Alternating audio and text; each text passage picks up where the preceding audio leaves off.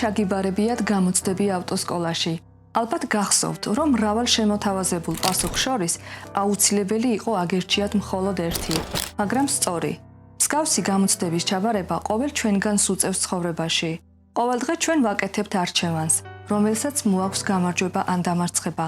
თანამედროვე ადამიანისთვის, რომელიც ძალიან გადატვირთულია ინფორმაციულად, სულაც არაა ადვილი სწორი არჩევანის გაკეთება. ასეთივე სიტუაცია იქმნება აღსარებლობის არჩევისას. როგორ გავერკვეთ სხვადასხვა ეკლესიების, კონფესიების და დენომინაციების ასეთ რაოდენობაში. სოფლიოში ხომ თითქმის 2000 განსხვავებული რელიგიური სწავლებაა. მხოლოდ ერთი სწავლება არის სწორი. დანარჩენები კი შეიცავს შეცდომებსა და ცდომილებებს.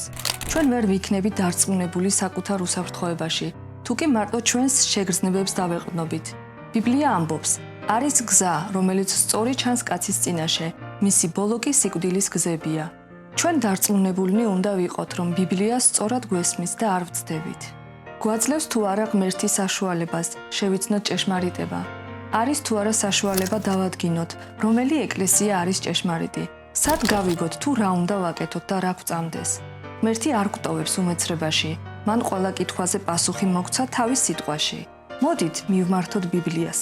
თავის ხალხს რომ მიმართავს, ღმერთი გამოცხადების წიგნში ორჯერ ხაზგასმით შემთხვევით არ აღნიშნავს, რომ თავის კურთხევებს მისცემს ღვთისმცნებათა დამცველთ.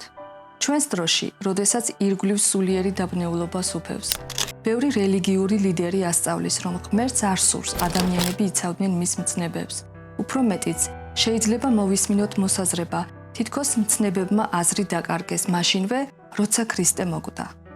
გამოცხადების წინასწარმეტყველური წიგნიდან ვგებულობთ, რომ ღმერთმა წინასწარ განჭვრიტა, თუ როგორ დამახინჯდება მისი სწავლება ჩვენს დროში.